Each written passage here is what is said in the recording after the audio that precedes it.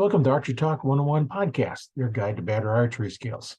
We'll bring you the latest tips, tricks, and expert advice, but that's not all. We'll also have interviews with top archers and industry professionals and reviews of the latest gear and equipment and much more. Hi, my name is Rory Canterbury. I'm going to be hosting on Archery Talk 101, and we have John Walker on the show with us today, and we're going to have a real fun time talking about archery, as we always do. Welcome to the show, John.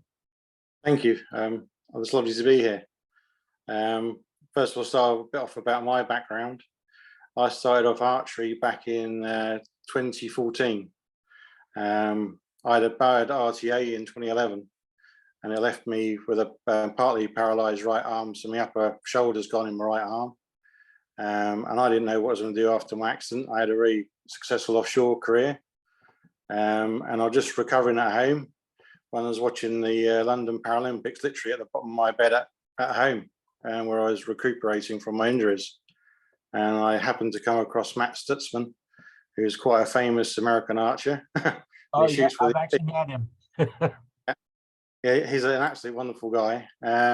He was born without any arms, and he shoots with his feet. And I just thought to myself, I've never shot a bow before in my life. I thought, I wonder if I can do that one-handed. And that's where it all started for myself. I had to go in the deep end, so I had to buy all my own kit because there's no help out there for shoulder releases or anything like that. Right. So I went in literally at the deep end of the swimming pool and see if I could swim. I went from there and got onto the GB team, I think in 2014. Went to my first European Championships in Switzerland. And then from there, I went to World Championships in Donaueschingen in Germany.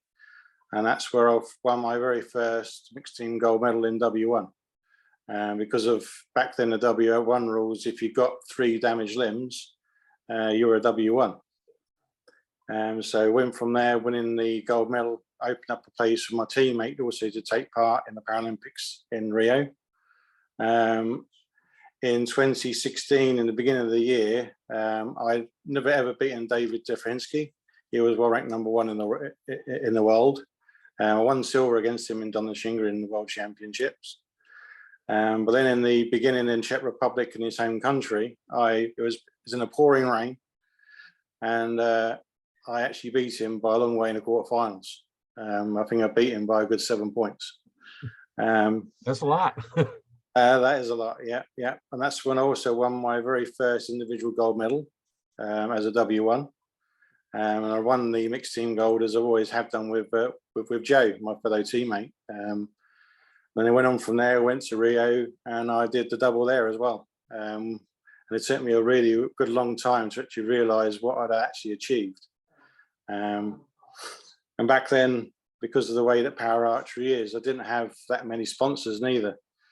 But thanks to my 2 Paralympic gold medals, I managed to get sponsorship from Matthews, from Victory Arrows, from Boning. And they're all equipment I've always used throughout my archery career. There's stuff I've always had huge confidence in. Same with the True Ball Release and XL sights. They're just, to me, they're just the best out there on the market. And I wouldn't shoot anything else. And back then I shot with Doinker stabilizers. Then in 2017, I then swapped to W2, because I knew after the World Championships in 2017, they were bringing in core strength into W1, and I knew that would mean that I was out of the category. So rather than jump ship before, after that time, I jumped ship beforehand. So in the beginning of 2017, I was well ranked number 95 in the world in W2. And within less than 3 months, I was well ranked number 5. And that's all thanks to all my sponsors as well at that particular point. Me and Phoebe won the World Championship mixed team bronze medal up against Italy. Then I started running into problems after I was reclassified. When I was reclassified, which was a huge shock to myself and the team, I was classified as standing. So I had to then learn how to shoot from a stall. And that's when I started really coming up against some obstacles to come up against. So in order to keep my head in the right place, I started up Paralympic 10-meter air rifle shooting, just so I could just keep them sticking and put them in the middle of the target, just to keep my confidence up. And it was during that time we then went to, towards the end of the year, went to a place called Bisham Abbey to train for Tokyo, so we could practice in the heat and the humidity, just so we knew what our bodies were going to go through in that environment. And because I was sitting on the perching stool at the time, my right arm wasn't supported. And what none of us appreciated was, if you've got nerve damage to any part of your body would try and protect itself by swelling, by an edema to protect your damaged nerves. And unfortunately, I was wearing a short-sleeved compression top, and it trapped all the fluid in my lower arm, and my arm just dropped. I knew when it's too much, because it started pulling on my nerves in the right-hand side of my neck. And it took a good 7 to 8 days for my shoulder to recover. It was right down here. It was, you can see it was completely deformed. And then I took the very hard decision to retire from archery. And that wasn't a decision I really took lightly. But I then chose to go down the rifle shooting route. And I was doing that up until COVID. I ran into a few issues with doing that, with wearing a shooting jacket and shooting in prone. I was then getting the opposite problem. I couldn't stop my shoulder from rising because my shoulder was permanently dislocated. So from there, I then started shooting pistol, left-handed pistol during the COVID for those two odd years.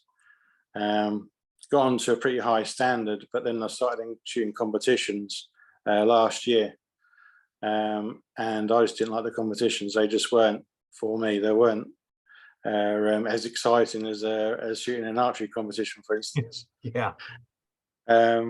So from there, they then gave me a way to protect my right arm. So when I was sitting on the stool, I was sitting on a lot lower stool, and I was protecting my right arm. It couldn't drop.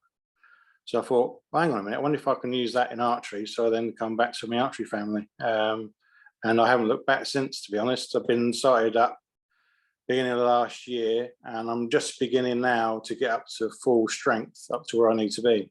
Now it's just trying to get those scores in. So hopefully my goal is by the end of the year to be back on the archery GB team.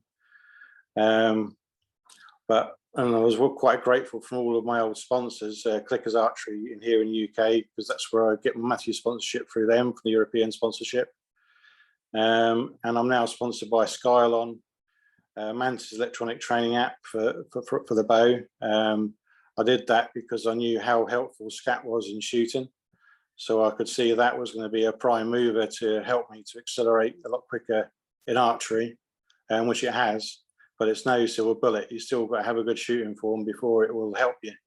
It's just there to show you little inaccuracies. And I've also been grateful to Larry at Boning. He's also taken me back, because Boning vanes, to me, they're just second to none. You haven't got to degrease them and got to put primer on them. They're out of the pack, just stick their glue on it and stick it onto your arrow, and it'll just bond. And I use their laser bond, and that fleshing ain't coming off. It'll pass right through any animal, and it'll still be attached. And to me, that's what you want. You want something that's going to stay on there, and they're just a super product. Like I've always done, I've stood behind all of my sponsors for all their products. It's something that's very, very important to me. I don't jump for money. To me, it's better to have a good quality product on your bow than not have a product on there at all.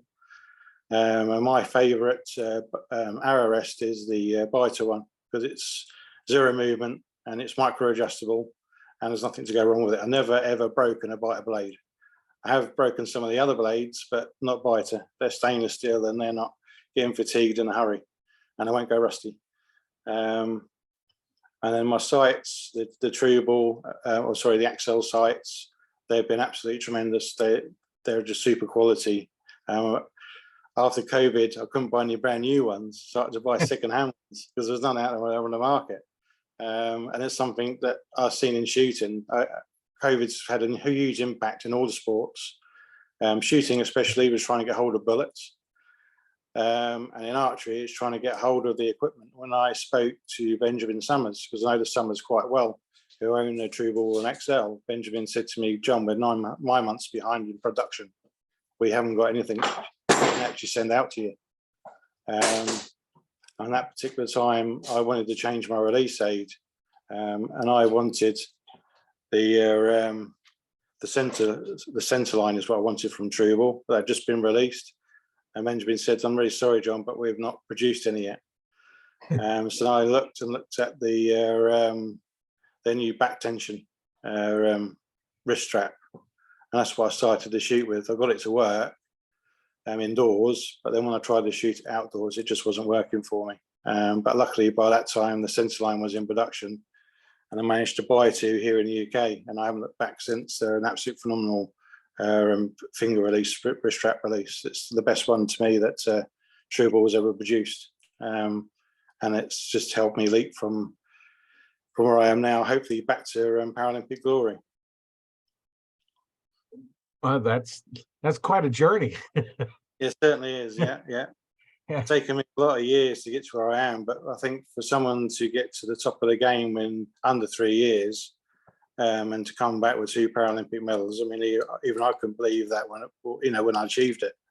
And literally, when I was actually going through the knockouts, well, even before then on the practice field, because for the W1s, our finals went until the end, towards the end of the competition.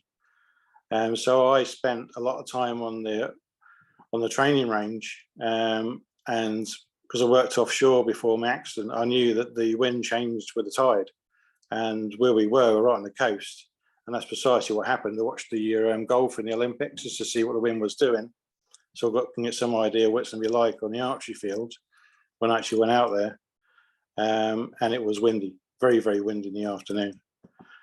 So on the practice field, for the first 3 days of practice, I could have quite happily thrown my bows down range because my arrows were not landing in the gold at all. Then something just switched in my brain, and all of a sudden it wasn't a problem. I was just sticking them in the gold, and they'll just go in there. I get fellow people from other countries come and train me on my boss, and they saw my arrows were landing. They just left. They didn't like my arrows. So at that point, I already knew mentally that I hadn't beaten. And then when I was going through the knockouts, just like a magical merry-go-round, I just couldn't lose. It was just a surreal experience. But then, because after my gold medal, I was then pulled for drugs testing, I didn't actually get back to the village until 1 o'clock in the morning.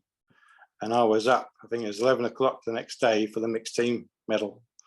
And my counterpart, Jo Frith, she had her individual match in that morning. I think hers was the second match that morning, because hers was a gold medal match against Jess, another fellow British W1 archer at that particular time.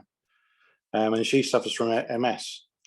So you can imagine in that heat and humidity how much of an effect that had on her. It actually drained her energy.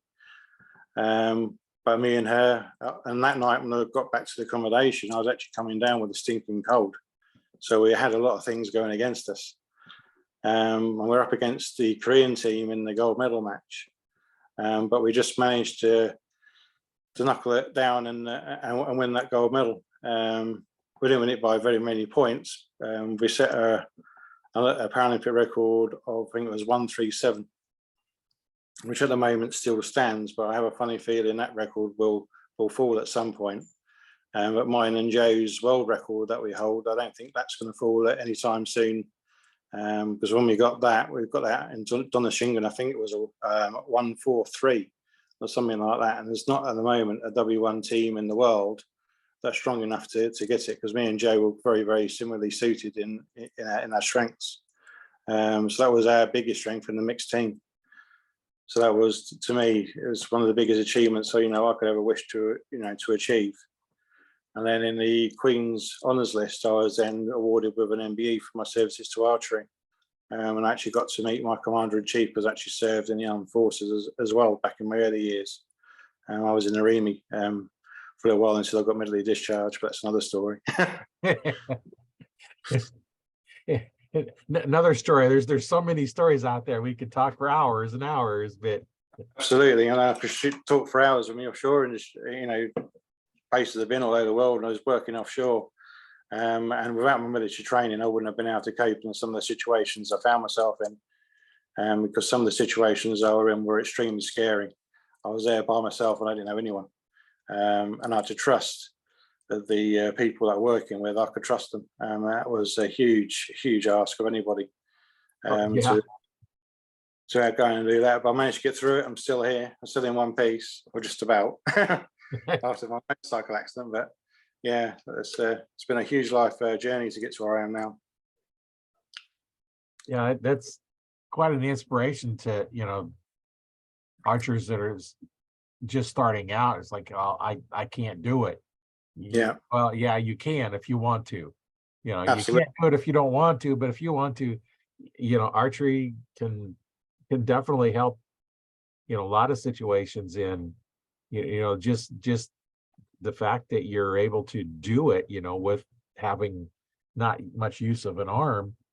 Yeah, That's, that says a lot, about what you can do, if you put your mind to it. There's a way yeah, to solve the problem. And absolutely. Yeah, that's kind of the fun part of teaching archery is, I'm going to teach how I do it, how I learned it, how I modified it, works best for me. I'm going to yeah, teach that exact method. I'm going to tell you why I'm teaching that. And then I'm going to go in and, okay, now what do we have to change to make it work for you? yeah, yeah, That's the thing. I had yeah, one guy that come in, you mentioned the one lady had MS. Well, he come into yeah, my shop, he had MS. And normally you're going to teach a little bend in the arm. Well, he yeah, couldn't do that. So we yeah, had to because he had to lock that arm out in order yeah, to be able to hold the bow. So we made yeah, modifications and he was shooting really good with it. But we had to go non-standard because of a problem. And, you know, yeah, no two people have the same body type or the same absolutely. strength. Our arms might be longer, arms might be shorter. I know Yeah, guys taller than I, 3 or 4 inches taller than I am and have shorter arms than I do. yeah, So you can't go by one exact way of doing it. And I learned that, over many years of teaching martial arts as well. yeah, The technique is the same, but I have to teach it differently to different people. yeah, yeah, And, to accomplish the same goal. Well, in archery, what's our goal? To stick the arrow in the center of the target. yeah. Or the center That's of the the animal goal. in the Yeah, kills. yeah. And if you're hunting, then it would be, in that appropriate spot, for a good, clean, quick kill. And, Yeah, that's, that's the goal. And how do we get there? That just is the challenge. yeah. Just to me, it just comes down to practice and overcoming the differences in everybody's body type. There's one of the things I do love more about archery. It's open to it. It's accessible to anybody, any age, young or old. Anyone can shoot a bow, and to me, it's one of the best sports to get into, especially with some of the clubs here in the UK. They're like a small family, and they really do help look after you. And I know over in America, TJ, who's one of the coaches for the American para team, he's been doing phenomenal work over there for the para archers at all levels. He's actually launched I remember when I spoke to him over in Puerto Rico when in 2017, and he's actually just come out with a book that shows people all the different ways people can shoot a bow. It's the first para archery book of its type. And it's phenomenal that that he's out there doing that and helping people to get into the sport. He travels all over the States, I know he does, to try and help people with their archery. It's like he actually met, do you know how he met Matt Stutzman? Oh, yeah. All right, I'll give you that story. He was traveling. TJ was traveling down the road, and he saw Matt sitting on the pavement, and he was drinking a can with his feet. And he pulled over and he said, "Hey man, have you thought about shooting a bow?" He went, "No." And that's how it started. That's how Matt got into archery. And just look where he is now. Yeah. He's him, Kevin Polish, and Carol Shelby are all going out as the compound team along with KJ and Kevin Polish Jr.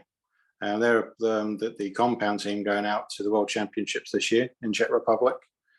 And I know Michael Luxlow extremely well. He's a recurve archer for for the American Paras, and the American team are all very, very good friends of mine.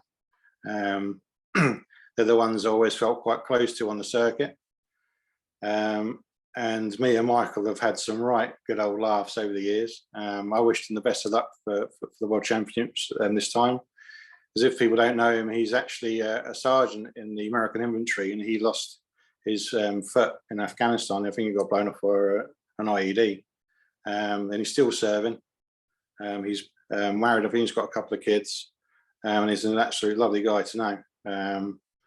And if those guys can get out and do it, and anybody can get up and do it, it's just we're trying to inspire others to show no matter what you go through, you can still achieve your goals. And I think it's just the biggest message you can give to anybody. It just doesn't matter how hard life is, really. We can all get out there and do something. I wish that the world was a much more peaceful place than than what it is. If anybody could take a leaf out of the World Archery family, would be to see how countries can get along, because we do, and we all help it, support it. That's one of the things I've really, really missed since I actually retired from archery, was the international archery family. If we can do it, why can't the world just get along? It's just put our differences to one side, because all of us come from different backgrounds, and we just get on. I just really wish we could put that into a peacekeeping program for the rest of the world. Well, you know how to do it. You make them all take up archery.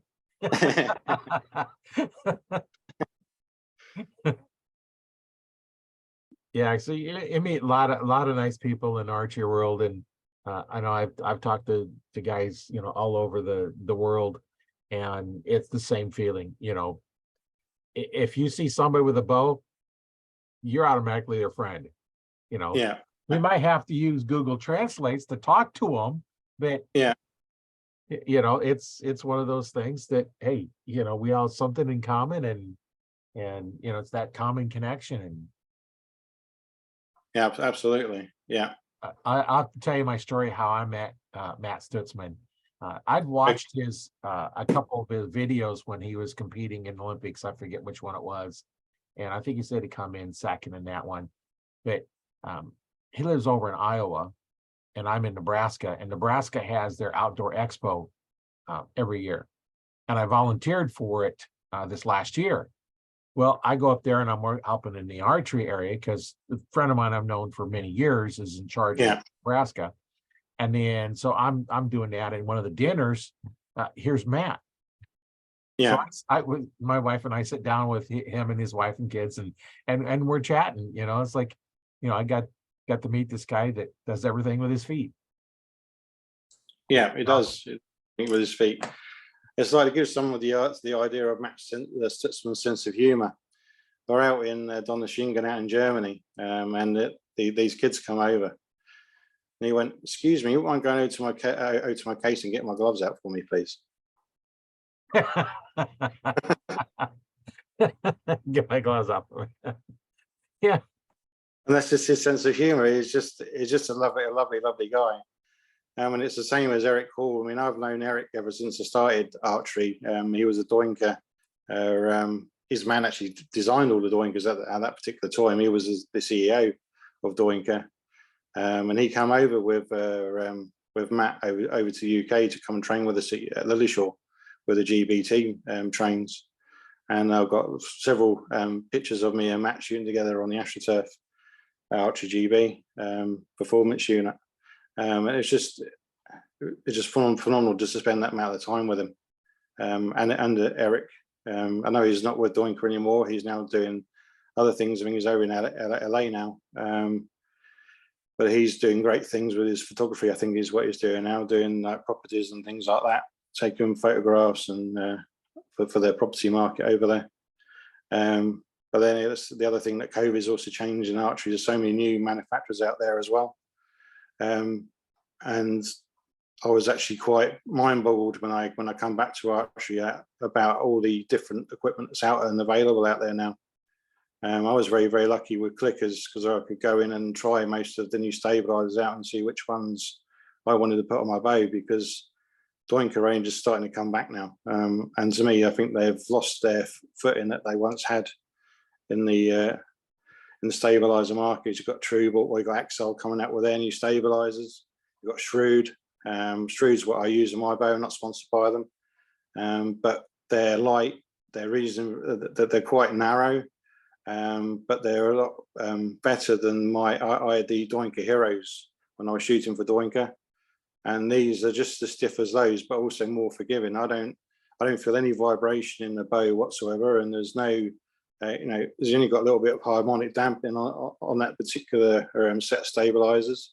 You've got a little rubber dampener which you can move up and down the stabilizer, and it's the internals is where they've actually put their dampening, which you can't see from the outside. They've got tapers towards each end of the stabilizer, so it helps to move the vibration along the stabilizer, and the shot just feels super dead. It's an absolutely wonderful stabilizer to shoot with. I can really feel the shot extremely well with them, which is so important for feedback for a target archer.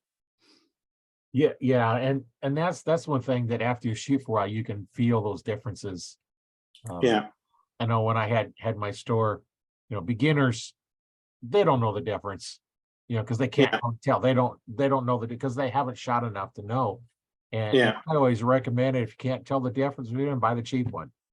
Yeah. Why spend extra money if you can't tell the difference? Now, 6 months later, a year later, you're going to know the difference and want to get that better one. But why spend the money up front if you don't have to? And although some guys like, no, I just want really good stuff right to start with. Like, okay, that's what you want. You start one place and go from there. Yeah, absolutely.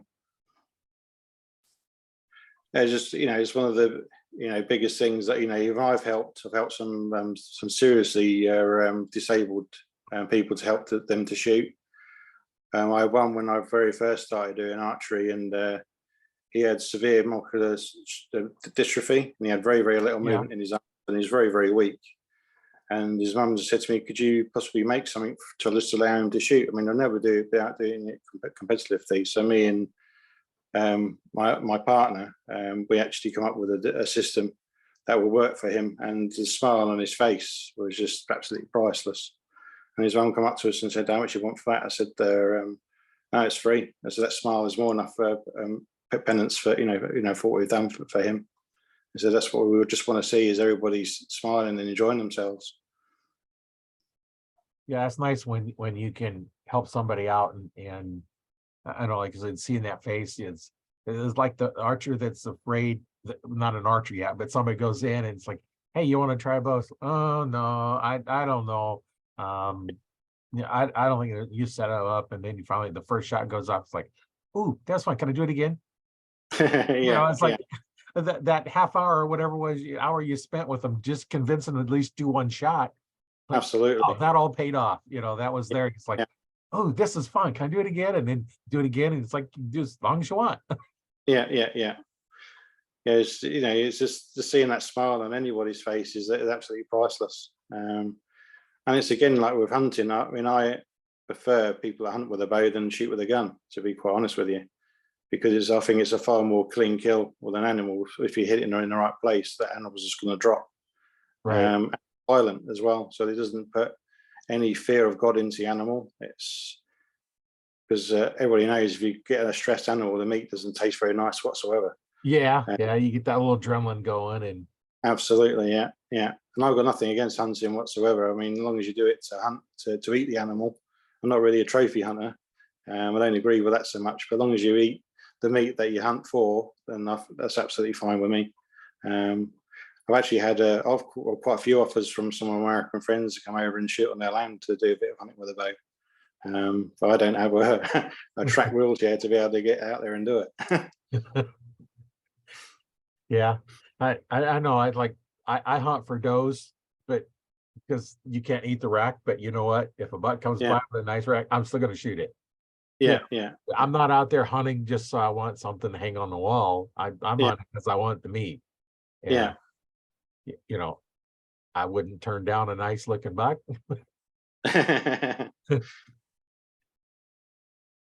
So do you do much hunting over there?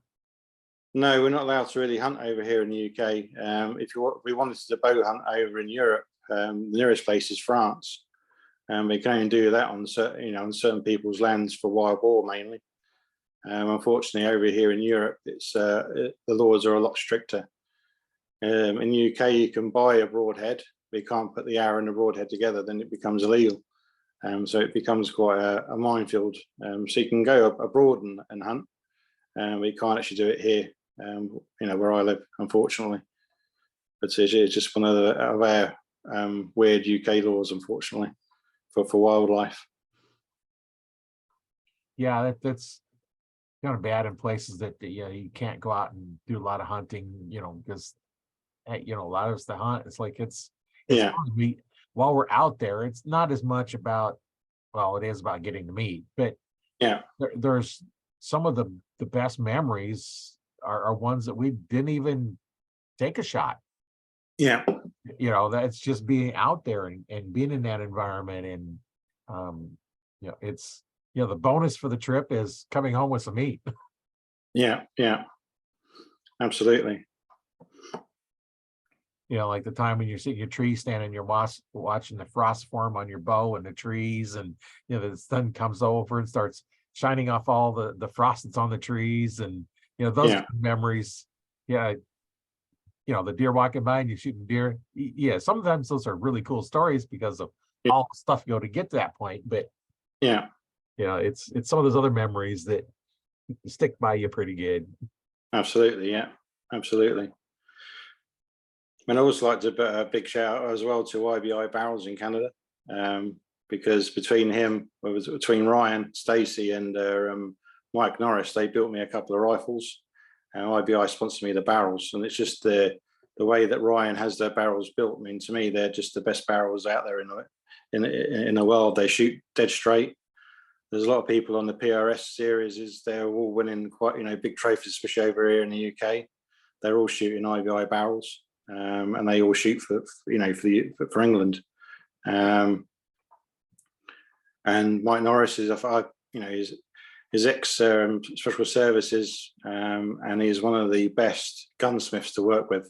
He'll make a gun no matter the way you want it to be built. They give you all the advice that you need to make the right decisions of what you want in your rifle. And to me, that's the way to sell a rifle. It's not saying they want blah blah blah. He gives them the right advice so they can make the correct choices to make sure they get the rifle that's right for them. Right. And there's not people out there that do that. He says, I'm not here to make money. I'm here to make sure I build the right gun for you. And I think that's absolutely priceless. Yeah, that's when you can get somebody that knows what they're doing and setting up, whether it be the rifle, the bow, or whatever. It's one of those things that that's invaluable when you can have somebody set it up the way it works best for you and everything else. Yeah, absolutely. And it's one of the other things I like to say is a big hello to all of the service personnel, especially the Americans that are over in Syria at the moment, the Marine Corps. Just stay safe over there, because we're all thinking of you, trying to keep us all safe. They put their lives in danger to keep us all safe. I've done my better service for my country, and I think it's just one thing that we should all be thankful for, is all the people that are willing to lay their lives on the line for their countries, to make sure that these terrorists can't survive at the end of the day, trying to ruin all our lives. Yeah, they need to find something else to do, like pick up archery instead of trying to Yeah, absolutely. whatever it is they want to do. And I still haven't figured out what their main goal is, because I don't know. We just want to have fun and shoot our bows, shoot our guns, and go fishing. And yeah. We just want to live our lives and have fun without being being able to watch our backs all the time. It's just when I was in the army, we had the Northern Ireland going on, and it was still going on in 2002 when I was serving. And I can remember the amount of times that we went on black alert, which none of the public were ever known of what was going on in the world back then. But when we went onto black alert, was quite a high alert on that, on camp. All of us are out searching for IEDs, the stuff that didn't belong. because the RRA were quite fragrant back then. Back then, we weren't allowed to wear our DPMs off a base. We had to wear civilian clothing so that we weren't attacked. Yeah. The whole thing back then, that made me feel quite paranoid. I had to always looking over my shoulder to make sure that no one was following me. Wherever I went in Civvy Street, it was just that was a horrible thing to get over as well. When I come out of services, I couldn't sit with my back to the room. I had to sit facing the room so I could see who was there. And it took me an extremely long time to get over that. But it's over the years that's slowly, faded into the background. But with these terrorists now, you just don't know what's around the next corner. None of us do. It's scary. And I've always really hated to have my back to the door anyway. And, it's bad enough here in my office, my back's to the door, but I can kind of hear going in. So it's not quite the same, but I go somewhere. If I go to a restaurant, I'm sitting facing the door. I've done it for decades. And I feel, and even more important now, I think, you just sit there and so that you can see what's going on. And absolutely, if something bad comes in or if a friend comes in, either way, I can see who's coming in. And sometimes you're out someplace and hey, a friend comes in, hey, how you doing? And so you just get to where you, especially nowadays, you have to look out and I can't carry my bow, so I have to carry something else. Absolutely. Yeah. And nice out here in the States is, well, some of the states anyway, you can carry and don't have to worry about it. And I suppose it's like Texas, isn't it? You can external carry in Texas. Yeah, there's several states that you can, open carry. And some states you can't. And the disadvantage of open carrying is everybody can see it. And now some of these wackos get paranoid if they see one. Unlike here where I live in the little village I live in, it's not unusual for us to hear gunfire going off. Somebody out there target shooting. My thought, being a reloader, my thought is, can I have your brass? I don't care if they're shooting. I'm like, hey, don't leave your brass on the ground. I want it. You see, when we were out in Rio, that was one of the scariest things. Was where the archery field was actually where the Rio Carnival finishes.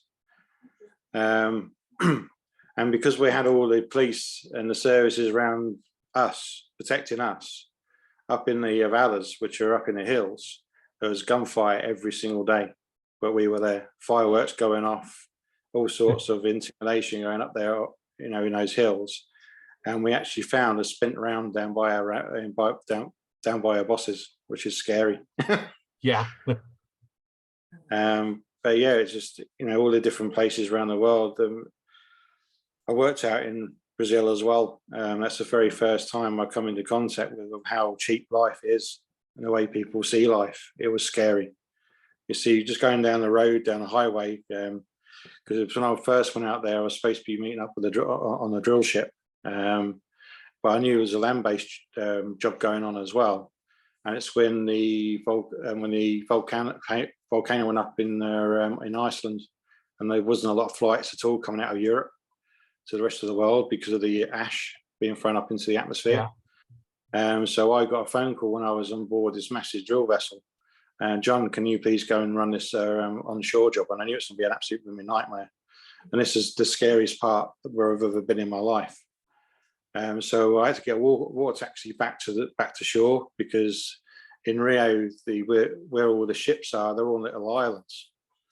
So I had to get a water taxi to get back to shore. Not many of them out there spoke English, and I was just sat on this garden, like on a park bench. Couldn't speak a word of Portuguese. Couldn't even ask for any help. And putting my life into the Fuga in situ office out in Rio. And they were arranging this guy to come out and collect us. And I didn't know him from Adam.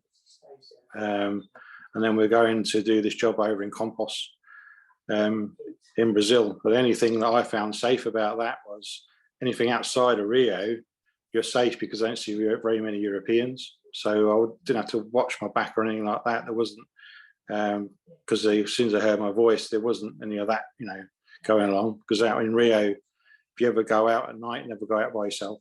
It's an absolute no-no. Even cars do not stop off for traffic lights, even when the lights are red, they won't stop. Because if they stop, they can get hijacked. And that's how dangerous Rio is. So I was sat on this garden bench waiting for someone I didn't know to take me to do this job over in Compos. And doing that job, found a lot of problems because they let the client organise a vessel, which took away my power. The first vessel I had wasn't suitable at all, so I made them change it, which they did. But then during the deployment, the seas were just too rough to do any near shore deployments because we're working off the barge, and the sea state was just too much. And we had a lattice boom crane on board the barge, and that can't take an exorbitant of pressure. It just claps the boom straight away. So it was extremely dangerous. And it was during this that they decided to ballast the tanks on the barge to try and get it a bit more stable in the sea, to sit a little bit lower in the water. But it was just too rough, to my own opinion, of people going on board to even go and attempt it. And I had all the workers looking at me because I was trying to stop it, and I was powerless. I couldn't stop them from going on board, and I'm just so grateful that none of them lost their life or got injured that day. Because during this, during the construction of the pier, which is what they were doing, to get all the iron ore over to China, because this is for the Chinese, this particular project. On Google Maps, you can still see it in Compos, the big pier that they built. I think it goes out 1.5 miles out to sea. But 15 people lost their lives on that job. And that is one of the saddest things that I could ever really think of. And it was also my first place of actually seeing of how cheap someone's life really is to people. Because their answer to it was, well, if you don't do it, someone else will. So you're off the job and they just get someone else to come and do it, and they might get killed, they might not get killed. But they just didn't care. As long as the job got done, they just had no remorse for anybody who was doing the work for them. And that was scary. Yeah, that would be. Well, they don't care if you live or die. They just do your job. And yeah. And the other place I've been to in the world that I do not want to go back to, when I love Rio, I'll definitely go back to Rio, but it's just understanding the safety aspects of it. As long as you keep to those rules, don't you never go out by yourself at night, you'll be absolutely fine. And don't get too drunk. So you're probably what's going on around you. But I did a job for Russia up in Murmansk, up in where the Russian naval fleet is based. And we're doing a oil pipeline and gas pipeline to come back to the shore on Murmansk. We're on the vessel, I can't remember the name of the ship, but she's very old. She was the first ship to have the Emir sub to go down to the Titanic. And on board this vessel, she's 120 meters long, so she wasn't a small ship. She had two Emir sub hangars on the side of her, and all inside the vessel. I could see what the vessel would have been like back in the day. They had a lovely ballroom with a lovely big piano in there. It wasn't up to the standards it would have been back then. But yeah, we're doing this project. She had no DP. Then I was asked to do the hardest part of the job, was doing a CPT just off the shoreline. So I had the bow of the vessel facing into rocks, and I had to dangle a 7-ton CPT off the back end of it, so she couldn't go backwards and she couldn't go forwards.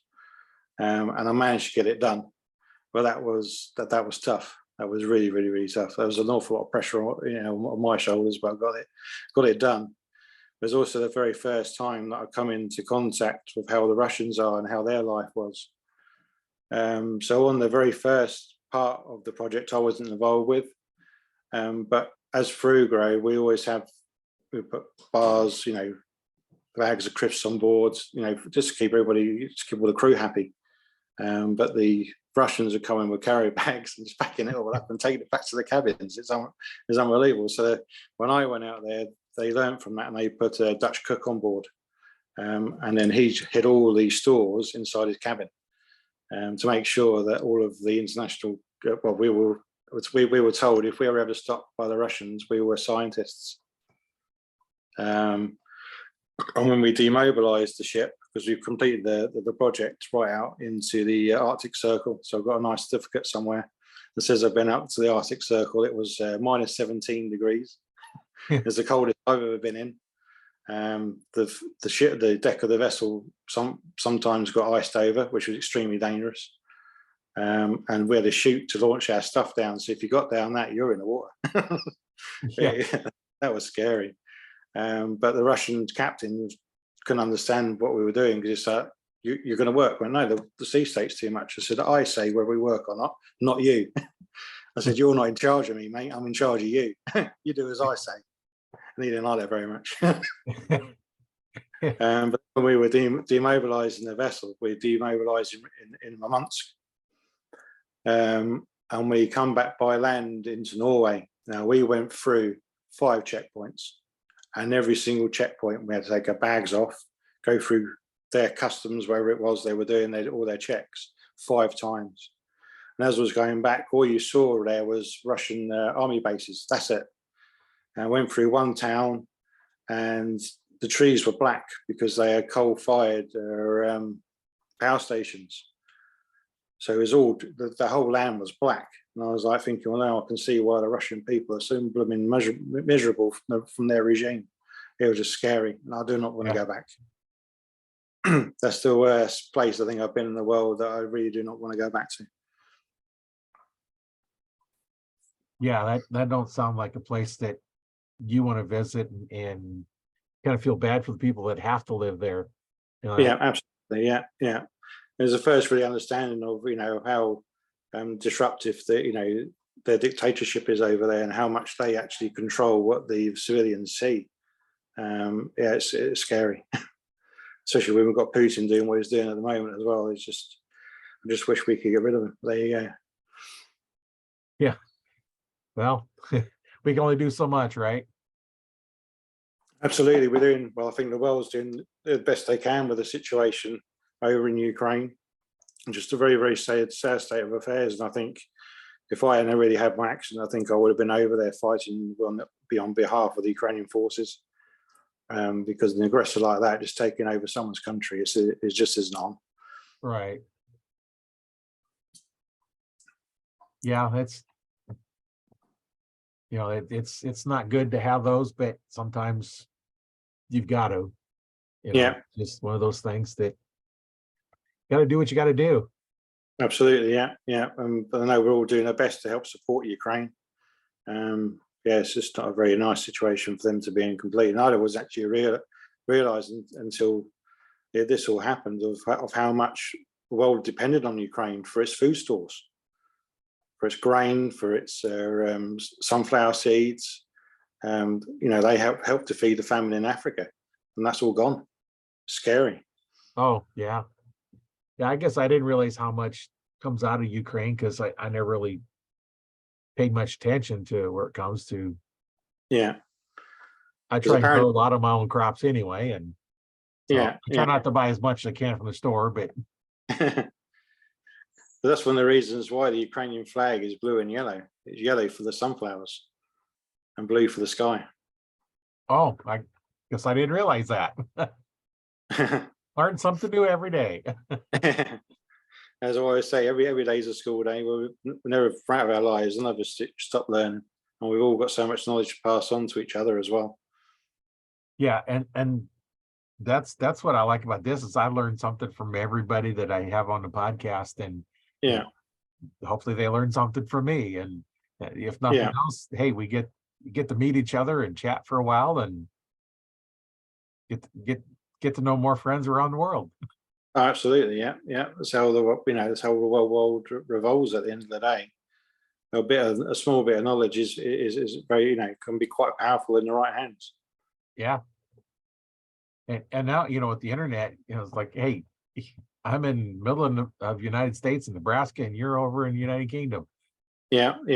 And we're talking just like we're sitting down together. Absolutely, yeah. I mean, the internet is a wonderful thing, but it's also quite dangerous thing with all this CI technology that's coming out. Oh, That, clone you electronically is quite frightening, really. well, and ever since Chat GBT is kind of the real popular one, it hadn't been out for a year, and I got hooked up to it, when it first come out, and I've used it for all kinds of stuff. Yeah, It's like you can use it to write posts, you can use it to write descriptions. I actually just to play with it, I had it write me an ebook on yeah, archery. Then yeah, I had it create me a webinar yeah, with the script for it, then create me a week's worth of posts and yeah, half a dozen different social media. And cool. It took me like an hour and a yeah, half. yeah, I have a 70-page ebook out of it. yeah, yeah, I'm not gonna put it out until I read it over to make sure it makes sense. yeah, yeah, Sometimes they kind of do weird stuff, and it's like, no, yeah. that's not true. Yeah, I must admit, spelling's one of my difficulties because I'm actually dyslexic. I actually discovered I'm also now admittedly on the spectrum of being autistic as well. I'm also slightly over naturally natural in strength, and they just give me my superpowers for doing aiming sports because I'm able to focus on on the little things. Yeah. That leads me into one of the other things I found quite interesting with having the Mantis X8 archery app on my on my phone and having a bit on my bow for the electronics, is that for any coaches out there that coach people over, can coach from a distance, because they can give their student a set of instructions what they want them to do, and then with Mantis the coach can actually see of how they're actually shooting from a distance. Yeah. Which I think is a phenomenal tool, and it's not really being used that much at the moment. It's something I'm trying to push here out in the UK, because I've been quite lucky with Mantis. They actually sent me out a spare device so I can demonstrate it to people of how it works. And for me, from using SCAT when I was doing rifle shooting and pistol, didn't really work so much with pistol. It worked very well with a rifle, so you can see how much trigger torque you're getting, because with a rifle, that's the thing that you get quite a lot of, is trigger torque. So your shots go right or left depending on how well you got that trigger centralized in your finger. It's critical if you want to hit a high score, especially with the rules that they use in ISSF. But with that of knowing how that all works, for me with the Mantis, it's been a very, very, very useful bit of kit. But people think it's a golden bullet, and I think it's just going to make them a better archer. No, it'll make you a better archer if you've got a good shooting form and you know what you're doing and you're both set up right. Yeah, then you can use it. Yeah, then it can show you all your little miscalculations, or if you're got the wrong hand position or anything like that. It tells you if you've been talking. If you're going into the diagnostics, it gives you a circle, and where it projects out is like a triangle that comes out. There's like an inverted triangle. So it comes out of the side the worse it gets, and you just press on that segment where it comes out, and it tells you your potential things that you're doing wrong and then to try and correct it. So in that respect, I think it is a tremendous training tool out there for archery, for both hunting or target. Yeah, I've looked at the Mantis stuff. At first I had to see it was for the handguns.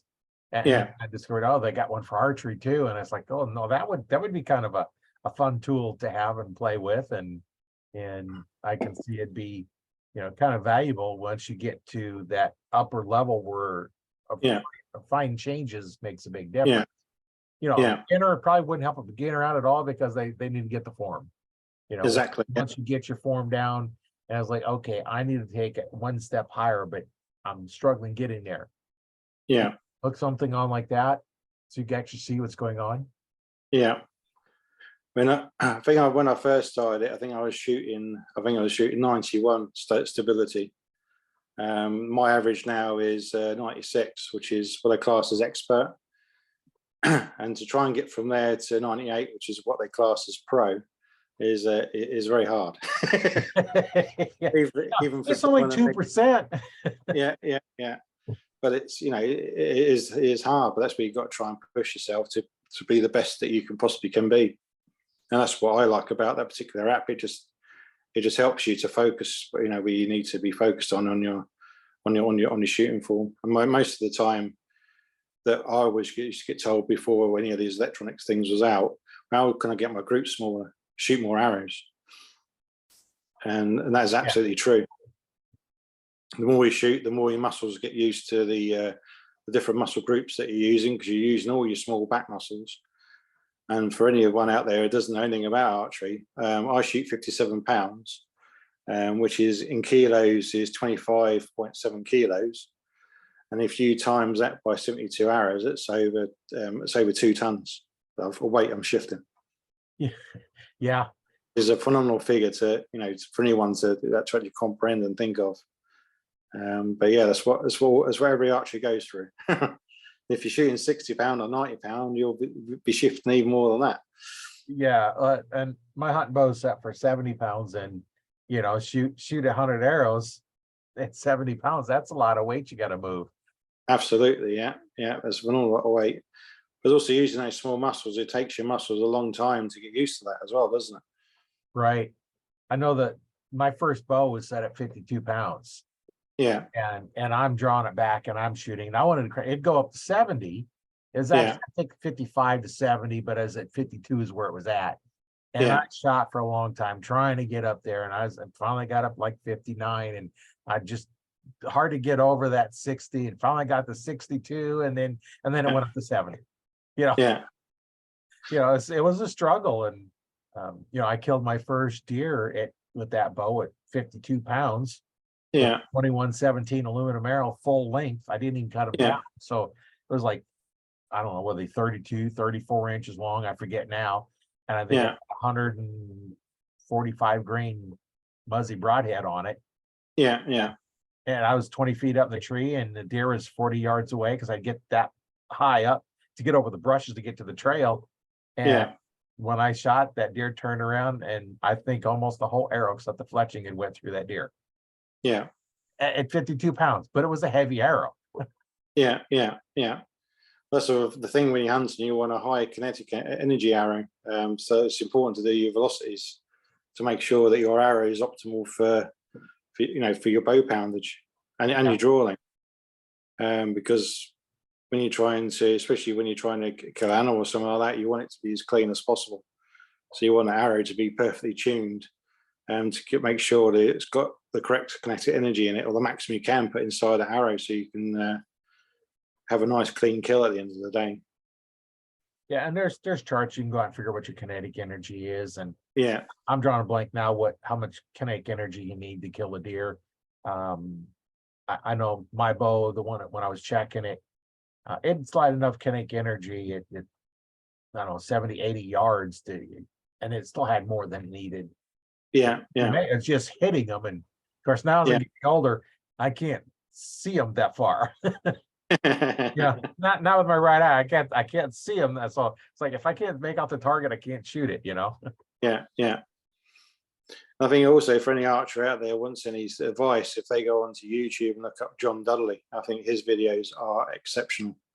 And set their bows up. I actually met him in Telford in 2014, because that's when Neems wasn't on, so they held it in Telford here in England. And it's also the first time I've ever met Levi Morgan as well, because that was his first trip outside the United States. He actually come over to the UK. That's the first time he's been outside of America. Oh, that's cool. And I've got a few photographs with him taken at Telford. But that was my very first experience of what an international shoot would be like, was at Telford, with all the big archery names from all over the world. Rhea Wild, Dave Cousins, they're all there participating for their manufacturers over in Telford. There's some guys out there that have some really good videos, and others are not very good. There's a few people that I go look at, not to replug other sites, but Knock on Archery, he's got some good stuff. John that site's a really good one, and that's John Dudley's Yeah. Yeah. And then for the recurve shooter, Kaminsky.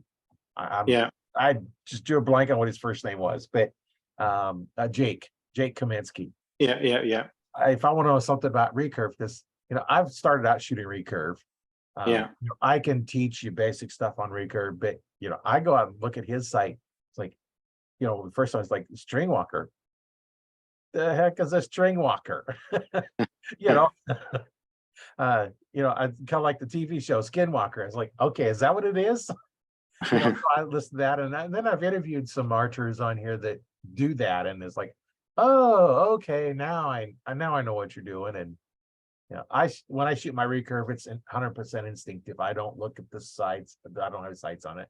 I don't look Yeah. at the arrow. I don't gap shoot. I just look at the target where I want the arrow to go and point. Yeah. And that's just the way I've done it. And I don't shoot compounds that way. If I compound in my hand, I can't shoot it instinctively. It's just one of those metal blocks that, like, different weapon, I'm going to shoot it differently. It's just Yeah. like I pick up a handgun, I'm going to shoot it differently. If Yeah. it's auto, I'm going to shoot it one way. If it's a revolver, I'm going to shoot it a different way. I pick Yeah. up a shotgun, I'm going to shoot it differently. Yeah. Pick up a rifle, I'm going to shoot it differently. Yeah. Every weapon is different. You shoot a crossbow, it's kind of cross between rifle. You shoot kind of like a rifle. Yeah. But you have to think about archery when you're doing it because you don't have the range. Yeah. Absolutely. Yeah. Plus, the thing was, what I found with doing archery and doing rifle shooting and pistol shooting, I found compound archery that it's very more similar to rifle shooting than it is to pistol shooting. Because you got a circle, which is all you have in a target rifle. You don't have a crosshair, you don't have a center dot. It's just circles. So got a round target you're shooting at, and you've got an aperture that goes around that. So just rings on rings. So that's the same as a compound bow in archery. That's what we shoot with. And plus, you get a lot more stability from a bow than you do from a pistol because you've got that extra power coming back towards you. Right. So you get more stability into your bow shoulder. So I think a bow is far more accurate than a handgun. Yeah, it definitely can. I can shoot a little more accurately with my bow at 20 yards than I can with a pistol. Yeah. But I don't shoot it as much. So yeah, if I shot more, I'd definitely be better. But when the COVID crap come in, ammo was like impossible to get. Yeah. I was stingy. I didn't want to shoot because there was no more. Yeah, absolutely. I mean, because that's the other thing that I found with pistol shooting, especially target pistol, for people who don't know, is that they have iron sights on them, which are black, and your target's black. So you're actually aiming below the target, because otherwise you can't see your sights. Yeah. And that's when I begin to learn quite quickly. It's more about muscle memory than it was actually about aiming. So you're just trying to make sure that your muscles know that once you get to that position that the shot's released. And I found that one the hardest thing to get through my brain, to be quite honest. Whereas if you had fiber optics like you would have on a handgun, for instance, you just aim at center mass. It doesn't matter whether it's a black target, white target, or anything like that. You can see where you're aiming. You're aiming at mass rather than below the target. Which I did find that a really, really hard thing to get through my head. It was that was a struggle. Yeah, they're all a little bit different aiming techniques, and I know when I shot in high school, we had the peep sight on the front, and then I had a round disc that was actually a clear disc up front. Yeah. Some of them have the little pin with a little metal ring on it that you'd line up, and mine was just a clear disc, so you could see a little faint black line around it when you see the edge of the plastic, and it's just perfectly lined up. You could have just a little gap around the target to shoot, and like you said, you get circles and circles and circles. You say circle, center of the front circle, because your eye is through the rear circle, and peep sights. I don't know if I can see through peep sights anymore now, but I could when I was in high school. And many years That's what, later. but funny enough, that brings me on to the other thing that's happened to me, because when I was originally doing archery, see, I didn't wear glasses. I had perfect 20/20 vision from out of both eyes. But then when I was going into doing rifle shooting, I began to realise that, yeah, I was short-sighted, so I needed to start wearing glasses. So then when I started doing archery, I found it hard because I was trying to do things up close. I didn't have varifocals, and I couldn't see to do it. So I thought I'll get a pair of varifocals and I have them so that the tint on my glasses would change with the sunlight, so they're reactive. But then what I didn't realise is when I was shooting, because these glasses haven't got metal arms, they're plastic, so I can't make them grip my head. But then as I was shooting, they would drift down my nose, Yeah. and then it changes my focal point. And Yeah. So that's when I've now gone back to single visions, so that doesn't happen. But it's something that I wouldn't have thought about at all back then. But yeah, wearing glasses is another thing to overcome if you need to wear glasses to shoot with. You need to make sure that the bridge doesn't affect your line of sight, because if it does, you won't be able to see through the peep. Yeah, and you're always looking up through the upper corner Yeah, of the glasses. Yeah. Now, these are the ones I have set up so I can see on the computer. Yeah. And I have reading part of the bifocals, but I actually have another pair that I use for normal seeing. But in order to make you clear, I have to go like this. So yeah, it's blurry, but normal distance, I have them big enough I can actually see through the corner, because when you're down, with the peep, you're down a little bit. With the rifle, you're down, looking through that part of it. And I may have to, figure out exactly what prescription I would need. Yeah. And then just have a pair of shooting glasses where the bifocal part or whatever is up in the corner. Yeah. Don't put them down here, but I won't want to out up here. This is my archery spot. Yeah. I need that spot in my glasses. Yeah, because in shooting, you see, they wear shooting glasses, and the way that works, so they've got a single lens, and then to make sure that lens is in the right orientation to your eye, they have a bit of plastic that clips onto it, and it's got a little hole in the middle, and a series of little holes around the base of it, and it sticks out about that far from the glasses. So when you put it on, you can only see the target if the magnifier lens is in the correct orientation to your eye to the target. That's how they do it in rifle shooting and pistol shooting, and that works quite well. But I don't think I wouldn't wear them for doing archery. They look a bit strange on the archery field wearing a pair of those. Yeah, well, hey, if it works, right? I might experiment at some time, because I have still got my shooting glasses. About anything I think I have got left from my shooting days, shooting a rifle and shooting a pistol. But I might give it a go. So see what it's like with a line out with a peep sight. Yeah, kind of like the jewelers that have those things they stick on their glasses, and then they just load down whatever magnification they want. And it's like, okay, oh no, that don't work. Well, okay, that's the one I want for this one. Yeah, just interesting now, how all the different sports, do things differently as well, to achieve the same outcome as well. Yeah, like for a shotgun, I on my son when he was shooting trap, he was shooting both eyes open, and for some reason the left eye was picking up. He's right dominant, but the left eye was picking up some of the pins, and he was having a little trouble with it. So I got one of those little brackets that basically blocks the one side of the front bead, so you can't see it with your left eye or right eye, whatever your non-dominant eye is. And I had the same problem with mine when I was shooting. I went out, I shot this deer, and I know that pin was exactly where I wanted it. Nice clear pin. Well, I hit it in the back hip, hit the artery in the back hip. Like, what? I know that pin was not back that far. Yeah, because it wasn't like it was walking or anything. And so I couldn't figure out what's going on. And so finally I figured it out when I went down to the range. It's like, I got to figure out what's going on. Go down to the range. I'm shooting. I close my left eye like I normally do when I'm target shooting. Both eyes open. So I nailed it. Right was supposed to, okay, I don't know what's going on.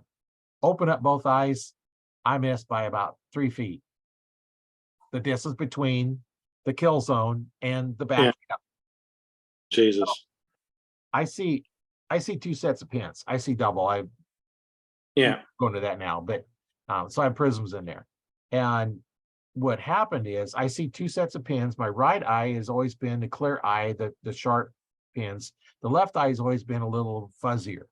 Well, over the Yeah. years, my mind started ignoring. I don't even notice they're there. If I look for them, I can see them. Don't Yeah. even notice they were there. Well, guess what? When you start getting older, what starts forming on your eyes? Cataracts. So the cataracts, right? So now Yeah. my right eye is not my clear eye. My left eye is my clear eye. Yeah. So what does my mind pick up? The left eye pin. The pin Yeah. left eye, which means Yeah. about 3 feet. You know? Yeah. You see, when I shoot in competitions, so this is my cap here, and I actually made an eye blinder. So rather than closing my left eye, I use an eye blinder to shoot with. Is that the same sort of thing as you were doing with a shotgun? And I find that works for me, but it's trying to also find out what works for for everybody else. I find with that eye blinder, I can see the target extremely clearly. Because if I close my left eye, I find that the light coming through to my right eye then makes the target look a lot smaller. But Right. if I have that light coming in the same sort of strength, I've got a blinder, so it's blocked to the target. I can then see the target extremely clearly. So that's how that's how I prefer to shoot. Yeah. Well, and what I discovered, after that, I was going up in the tree stand and I'm blinking my left eye to force me to pick up the right pin. Yeah. And I had a hooded sweatshirt on, and I always wear a baseball cap when I hunt because it keeps it off from falling down on my eyes and Yeah. Yeah. sun out of my eyes. And normally you'll see me with a baseball cap on. I didn't today because I didn't feel like putting it on. The light's not in my eyes, so I don't have to worry about it. So what I found is with the hooded sweatshirt on, the hood stays here. And as I turn Yeah. my head, Yeah. the hood blocks my left eye. Yeah. Yeah. So as long as I'm hunting with a hooded sweatshirt on, I don't have to worry about it. That's the same thing you did there. The other option would be to put something like that on my hat so that it Yeah. blocks it. I'm Yeah. gonna have to get something like that if I'm going out doing stuff when I can't wear a sweatshirt, like 3D shoots in the summertime. I'm not Yeah. putting a hooded sweatshirt on. He'd get burned up here. And get burnt here 80, too. 90 degrees out. I had my last Paris selection shoot on Wednesday, and it was very, very hot here in the UK. The sun was coming in and out, and I forgot to put my sun cream on, and I got burnt. Oh yeah, that'll do it. Yeah, that certainly do it. But also, well, nobody asked me, if I wanted permission, but I'm actually for Paris for 2024. I'm actually the archery poster boy for Compound. Oh, cool.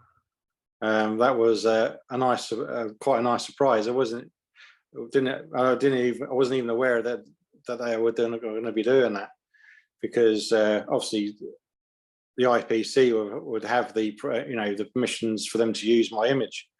So that's, I'm quite proud to be the poster boy for a Compound for Paris.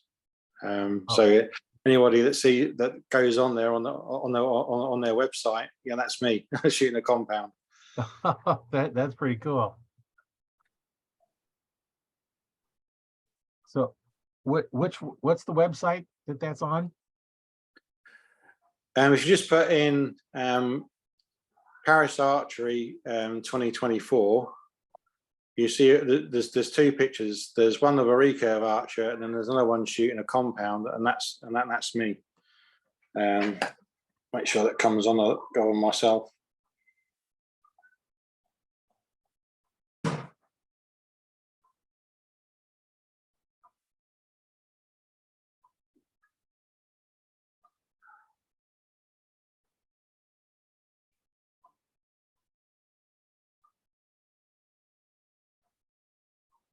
Okay, let's see. I don't know if I got to the right spot here, but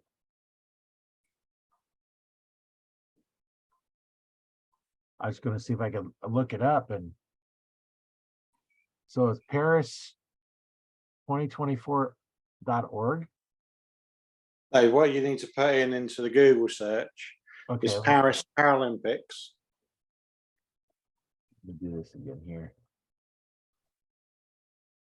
Okay, Paris what? Paralympics.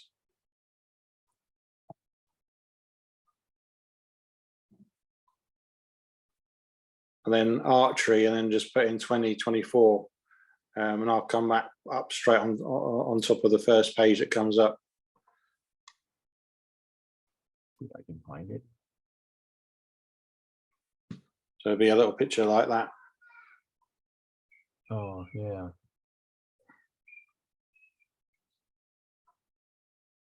Yeah, how the things get kind of goofy. Paris Olympic Games 2024. Yeah, Paris Paralympics archery 2024. It's important to put in the archery bit because otherwise it won't bring up the archery Oh, sport. yeah.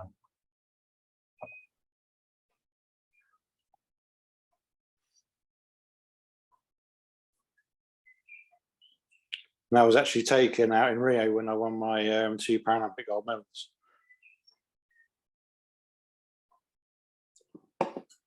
Even though back then I was shooting a PSE, but it was what I call class as a Matthews PSE hybrid, because actually I had managed to fangle a Matthews focus grip onto the back of the grip of the PSE. Oh.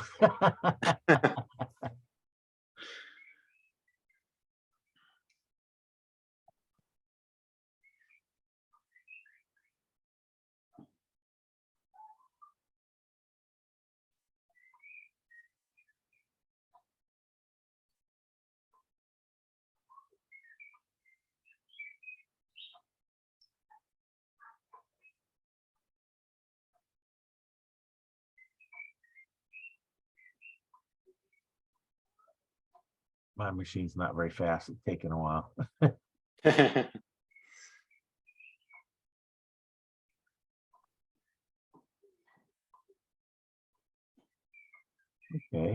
I think I found it now.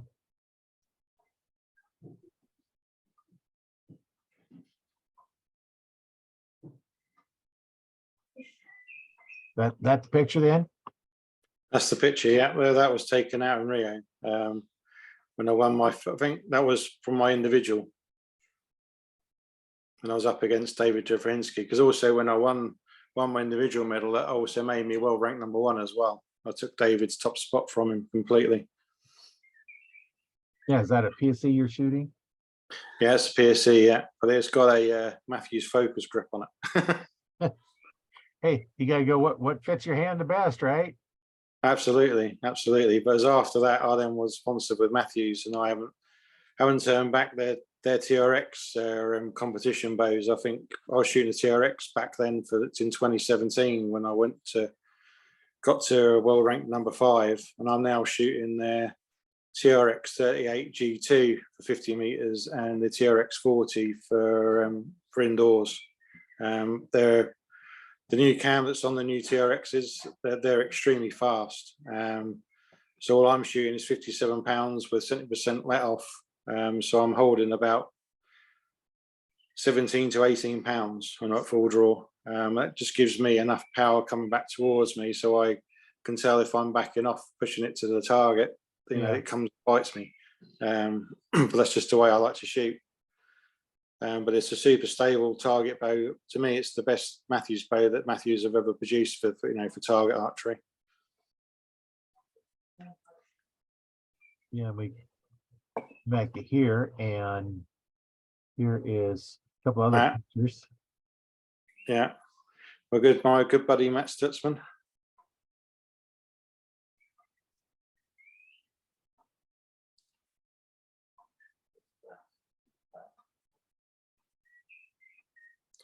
Yeah, it's Andre Shelby. He's going out to the World Championships for America this year in Czech. And there's KJ, Kevin Polish Jr., and Matt are the three compounders. That's my friend Michael Luxlow. He's a sergeant in the infantry, and he's still serving. I've known him for an awful lot of years, and I actually reached out to him last week, funny enough, and I had some really good conversations with him. He's in a good place for Germany to hopefully try and get a place for America to get to the Paralympics. And I think if you scroll down, I think you've got Jeff Fabry as well. I saw him briefly. He's on one of the other pages. Yeah. But for those who don't know who Jeff Fabry is, he won. That's him there with shooting with a mouth tab. If you pull your cursor across to Right here. yeah, that's Jeff. So for him, out in the London Games, he won Paralympic gold out in London. But if you watch his session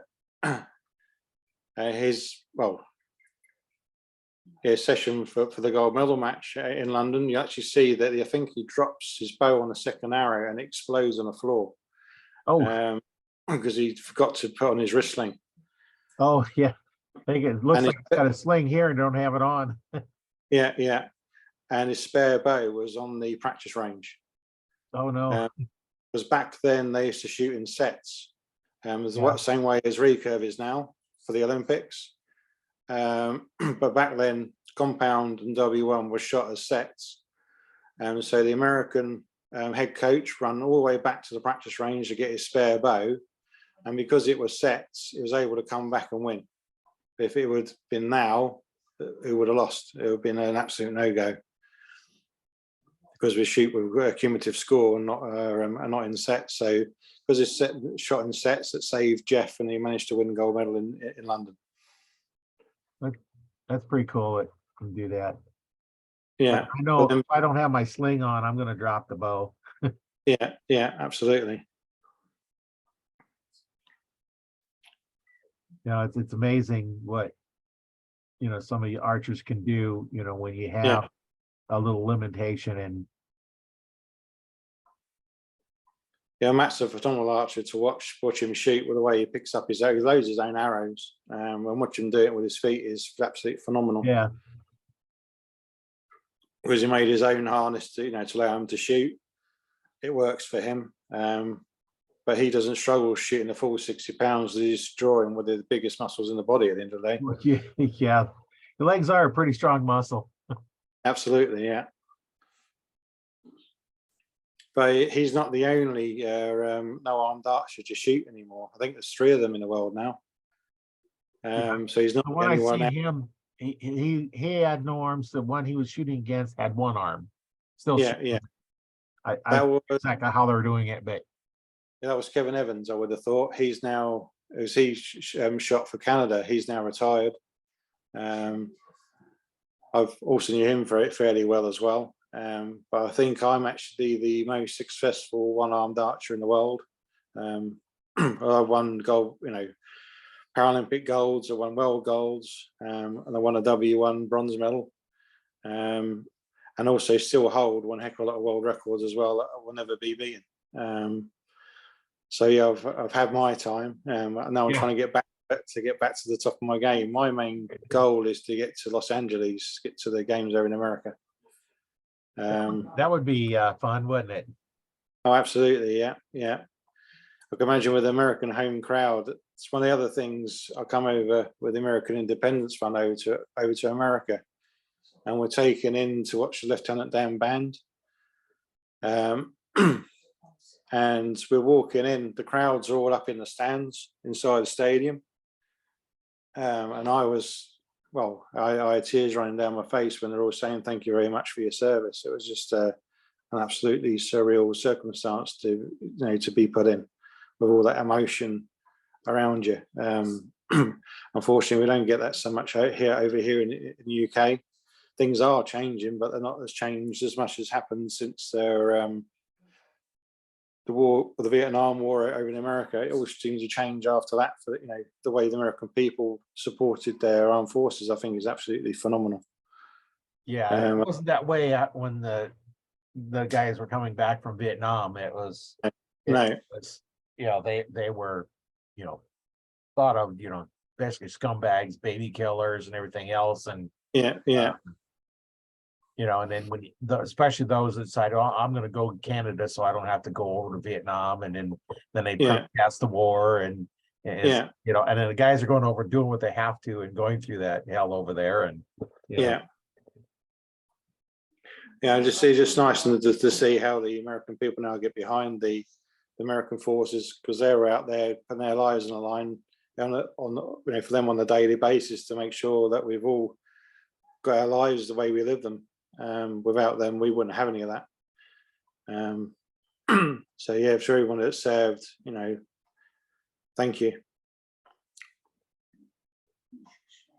Yeah, it's completely different now than it was then, and for the better, of course. When you have do show respect for the guys that are willing to put their life on the line, for the country, is definitely something that should be done, and there should be more done for them. So there are a lot of companies out here now that will give military discounts. As you go in and say, you have military discounts, show them your ID, and either active duty, retired, or even a veteran like me. Then I go to the VA, so I have my VA card. So that proves I was, and of course now my driver's license, it says veteran on it, so I can probably show that. It says I'm a veteran. And you can't get that on there without a DD-214, which is, for those that don't know, that's the papers we get when we get discharged. Right. Gives us, when we went in, how long we served, what our AFSC was, and all that. Especially proves that we were a veteran. We served in the military. Yeah. For us British soldiers, we get a red folder that says that we've, had an honourable service. If you get a green one, you've had a dishonourable service. Yeah, you don't want one of those. No, you don't. No. Well, here in the States, a dishonorable discharge prohibits you from having firearms. All right. Yeah, because it's basically classed as a felony. Yeah. How would you get a dishonorable discharge out of the military unless you did something to be court-martialed for? Yeah. And probably for some time. Well, most of the time in the British Army, it's for people that have taken drugs. And then they fail their drugs test, they then get a green folder because they've had a dishonourable discharge. That's the quickest way of getting out the armed forces in the UK.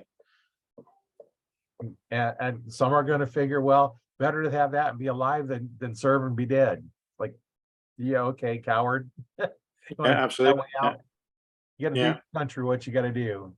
Yeah, that's one of the other things I was quite grateful for when I won my 2 gold medals from Rio. Is I had the opportunity. Well, I was taken to Buckingham Palace to go and meet my commander-in-chief, the Queen, the late Queen now.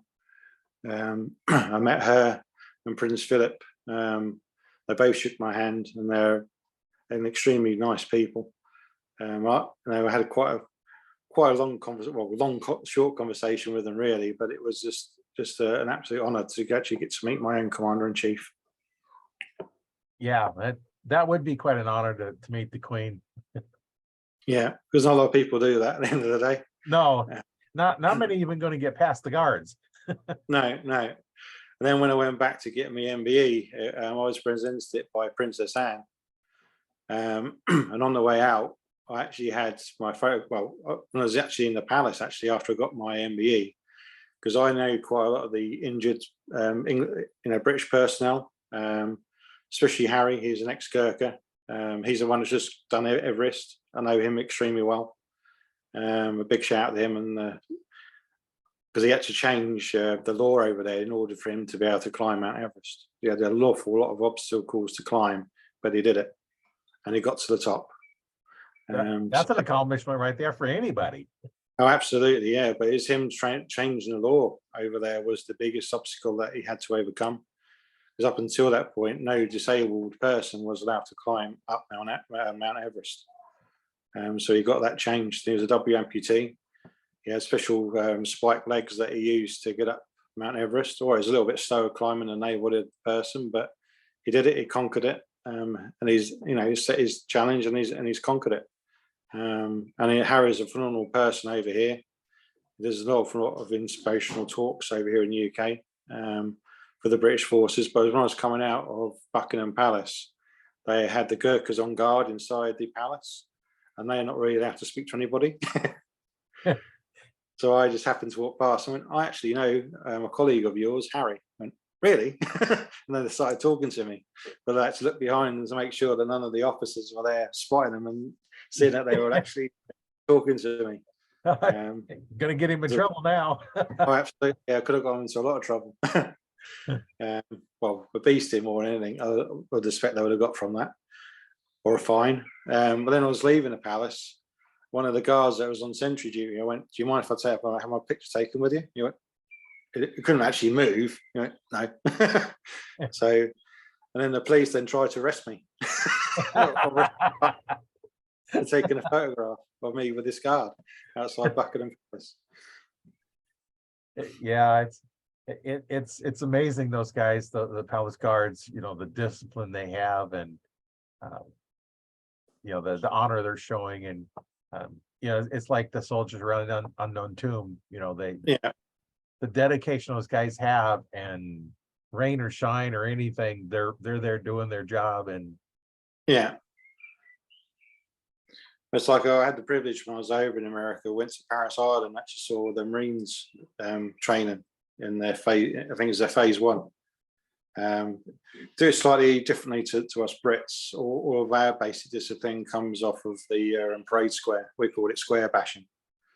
And I've had this happen to me when I was on parade.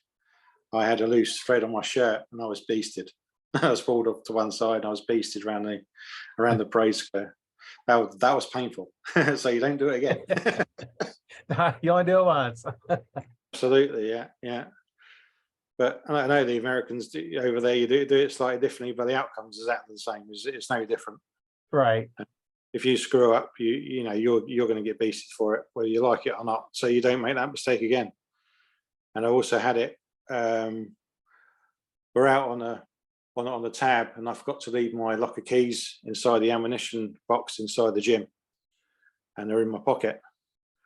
So we were out coming back, and then they made us do push-ups, and then unfortunately my locker keys fell out on the floor, and then they beasted the whole team because of my mistake. Yeah.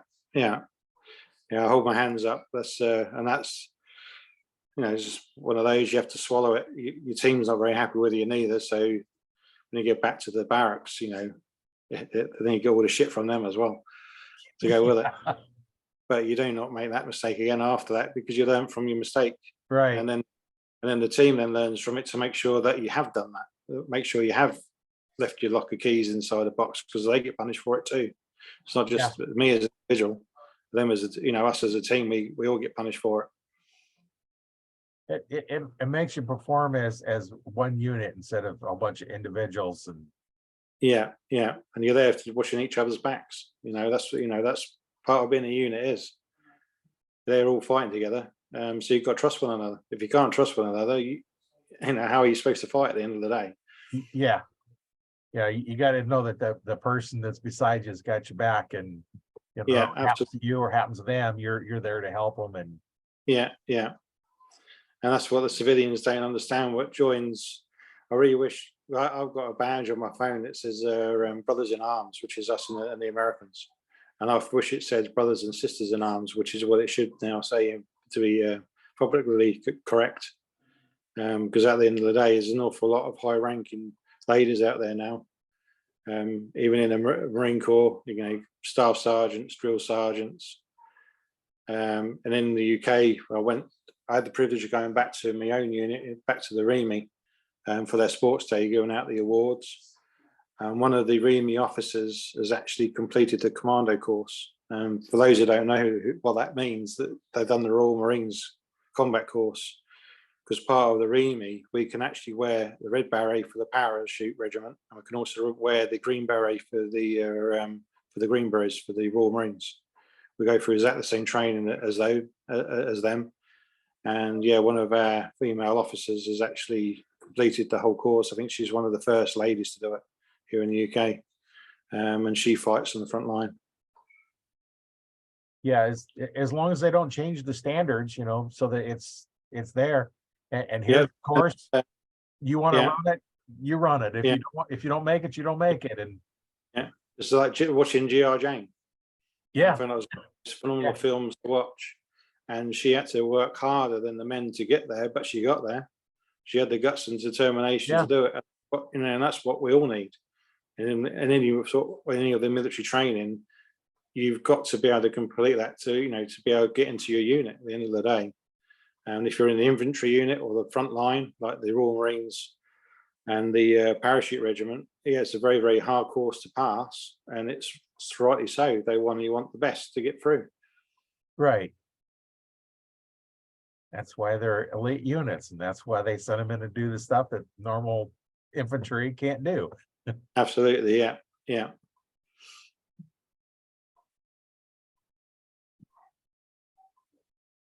Will, we've been about an hour and a half now. It's been a great time talking to you. And you. Turn my phone's vibrating. probably hear it in the speakers because it's sitting on the desk. But yeah, it's been really great talking with you.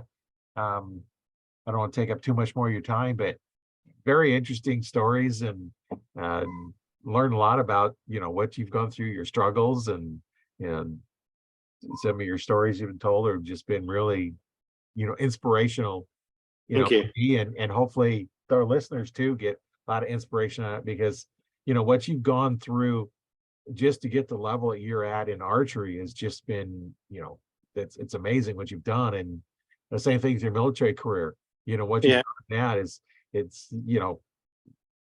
I'm glad you're still here. Well, it just takes a lot of hard work and dedication. You put the hard work in, you'll get the outcome. People often ask me, what does it take to be the best, to work harder than the rest? I work a lot harder than the rest to make sure that I am at the top of my game, and I'm a hard person to beat. Because that's one of the other things I love about archery. It's not about you against your opponent. It's about you against yourself. It's yourself that lets yourself down, not your opponent. Right. So as long as whatever I've always said to myself was, as long as I know I've done my best, win or lose, I'm happy, because I put my absolute most into that effort to do the best I could.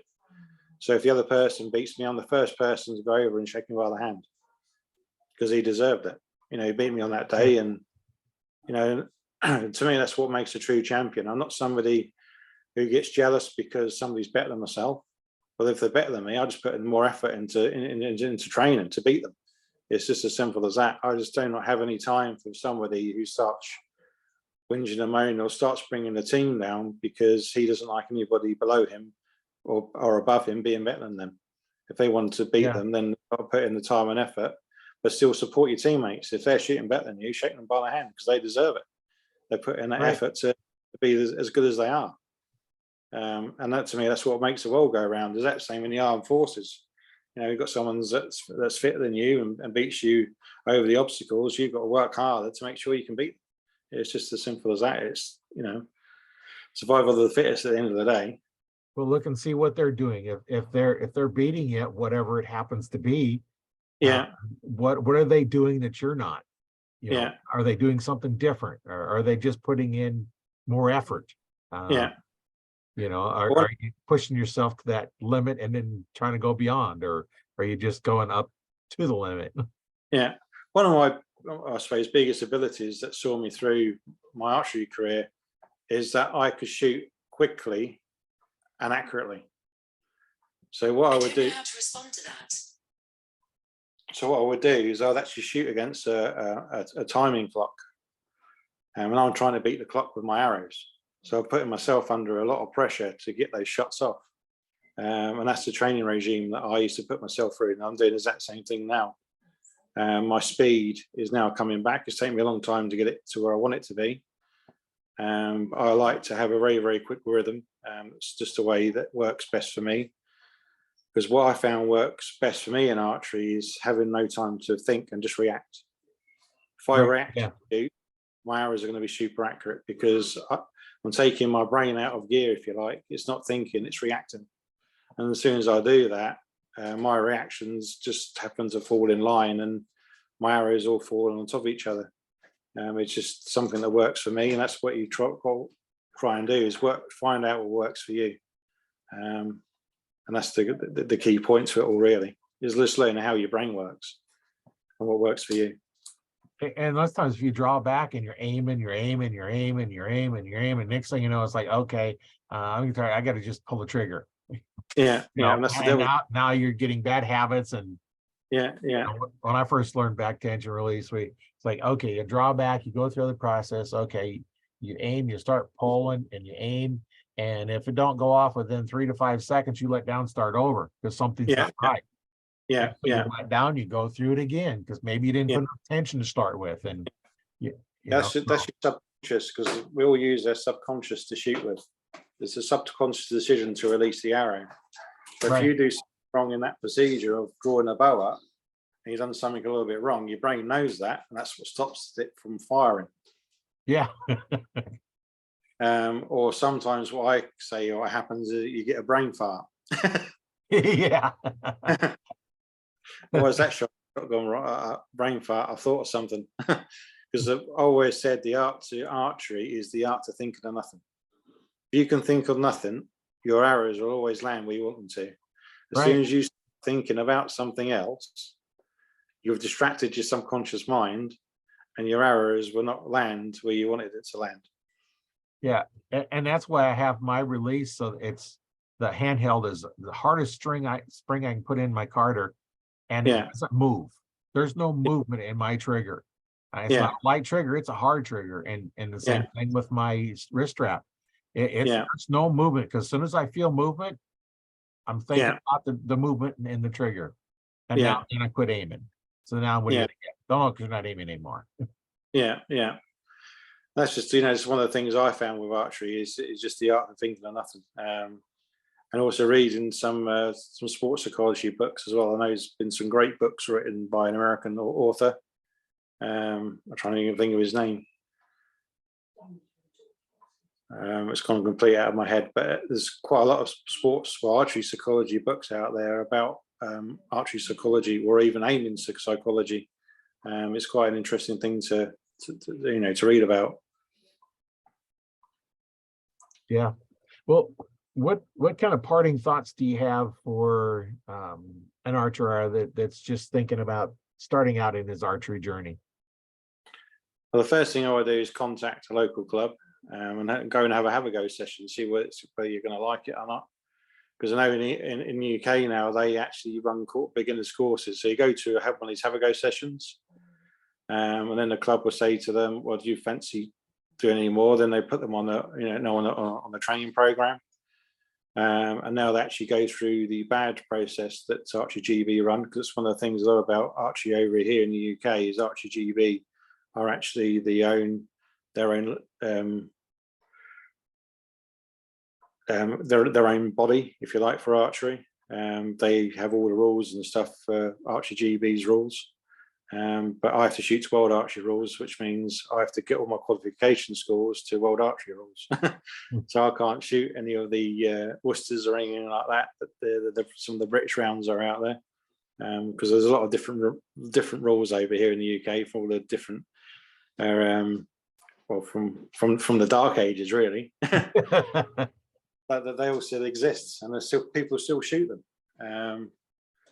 So you got so that's the very first thing I do is go and find a club, book a have a go session, see if you think it's your cup of tea. If you think it is, then they will invite you to join a club and just start a beginner's course, and to start from there. Then you'll be taught how to do it right from the word go, and you just pick up a good shooting form and just work at it, and anybody can get to the top. I'm proof of that. Never been shooting a bow before to get into 2 Paralympic gold medals, in a very short period of time as well. Yeah, good advice. You just seek out somebody that is doing it that can help you out, and Yeah, yeah, don't struggle like some of us did. And well, we got the bow and we shot. We didn't know what's going on. And you yeah, start out hunting, you don't know what's going on because yeah, nobody's taught you anything. And now there's so much information out there. Just connect with somebody and um, just get started. And yeah, just find a mentor and find a coach, and you'll do good. And depends on what dedication you put in there, what you're looking at. You might be just looking to just have fun once in a while in your backyard. yeah, yeah. And And that's a good that's thing fine. about that's a good thing about archery. It's open to anybody, no matter what the goals are. I mean, it's like the Orco, the club I belong to, just outside Lilleshall. A lot of them are just club archers, and they would go up there the weekends or the club nights during the week. For me, that isn't for me. I go there early in the morning, so I've got the field all to myself because their field's permanently set up, so it works extremely well for me. I can go and put my training in, and I can come home and have the afternoon to myself. Yeah. So for me, it works well. If I want to shoot more, I've got my own 10-meter range in my garage, so I just go and practice my draw, the finer points of archery, really, my shooting form. Yeah, just that's what work I need to work on. because that's the one thing that needs to be worked out a lot more than it's not really where your arrows are landing. It's more about your shooting form. Get your shooting form right, your arrows will land where they should. Right. Yeah. It's all about the form and the fit of the bow. The bow's got to fit you. Yeah. That's and the first. the bow up quicker than what you think you should. Listen to your coach. Yeah. Because that actually destroy you rather than make you. You actually start going backwards at a formula rate of knots if you're drawing far too much poundage. Oh yeah. And I see an awful lot of archers making that mistake as well. Yeah, I always told them, if you can't draw back like a deer is watching you and slowly draw that back, you're shooting too much weight. If you have to go through all those gyrations and then I see a lot of people, they could draw much more weight if they draw correctly, but you see them to draw across their chest, and then raise it up. Yeah, that's the hard way. You're using the wrong muscles. yeah, absolutely. I mean, for me, one of the hardest things of being a one archer is actually coming down. I can't come down. If I come down, the bow snatches at me and it really hurts my left arm. So no matter what, I have to unfortunately let the shot go. But that's just one of those things that I learned over the years. Is most of the time I don't make those mistakes, but it does happen sometimes. As long as it's a target, all well and good. Yeah. I've also had it on the other end of the most harshest lessons to also take from archery. This happened to me and Phoebe in 2017, the World Championships, as the mixed team. We were up against the Russians, who are number one. Me and Phoebe have shot a perfect round up until the very last time, my last arrow. So we're all shot 10s all the way through, and we're on for the world record for the perfect score. And then I didn't realise but the grub screw I was holding the spring tension on my trigger come out of my release aid. And I tried hooking up and it dropped off 3 times. And I had 7 seconds left on the shot clock. I managed to get drawn up and get that arrow off, but it landed in the 7. Oh. And that is one of the hardest things that I've had to swallow, is when equipment fails you. Not when you failed yourself, but when the equipment's failed you. Not if that hadn't happened, we would have had that world record. Yeah, because at that point you were doing really good, and then the equipment failed on you, and you didn't know it, and I was just lucky to get in the target in the short period of time I had left. But it's just one of those hard very bitter pills to swallow. And me and Phil have been through to the gold medal match. But that's just one of those things. That's life. Yeah. No, you can't worry about it. Just go to the next one, and and try and do better next time. Well, now what I actually use it is I actually make sure that I put blue Loctite on all my screws on my release aid, so that it can't happen. Well, you made a mistake. You got beat for it, and fixed it. Not going to happen again. Absolutely, yeah. And also, if anybody wants to watch that World Archery out in Beijing, you see mine and Phoebe's bronze medal match against Italy. It's quite an extremely good match to watch, because right to the end we didn't know where we were won until actually we were told that we were won. There's a very, very good scrap between the UK and Italy. Yeah, that's one thing. A lot of people, I've heard a lot of them say, it's like, don't count your score. It doesn't matter, because if you start thinking, if you'd have thought, it's like, okay, we got a perfect score, I just need one more, and then now you put pressure on yourself, and then you may not you might end up with a 0, because now you're thinking about, okay, I gotta have, and you had a problem, you may not even got this shot off. And I've done that many a times, been on for a world record, and then on that last shot, I put all that pressure on my shoulders. So I only got to shoot I don't know, a 7 or a 6, and you absolutely fluff it up. Yeah. Yeah. Been there a few times. Like you start, and now I was like, yeah, I don't care. Go for it. It's like, just make this one the best I can, and that's why I don't even try and keep track of what the score is. Yeah. If you're going as well, what was your last one? It's like, I think it was whatever, and it's like, well, was it 3? I go, I ain't got no clue, because I just purged it. I didn't even worry about it, and Yeah. that you just, that's the best way to do it. I think is just don't even keep track where you're at, Yeah. and even go back and review in your course. I know guys that can tell you exactly how they shot every shot on a 3D course. Yeah. Everyone, they know exactly where it was, where it ended, and where it shot, what they shot at, and it's like, I can't remember 2 targets ago what I did. Like, I don't care. It's But the it past. does help when you're trying to analyze what went right and what went wrong. But Yeah. the time to analyze that is after you made your shot. It's like, Yeah. okay, what I do it? Okay, all right, now go on to the next one. Yeah. Yeah.